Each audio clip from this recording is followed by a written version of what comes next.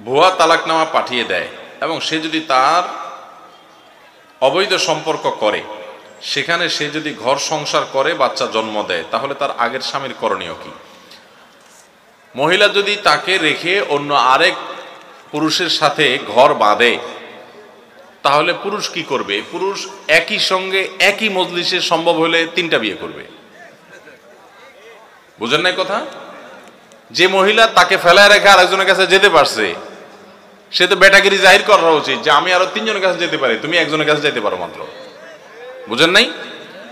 অনেকেই আছে আমাদের দেশে যে বিবাহ বহির্ভূত অবৈধ সম্পর্ক, এটা তো এখন ডালবাত হয়ে গেছে, মানুষ এটাকে দোষেরও মনে করে না, খুব ডেঞ্জারাস একটা জিনিস।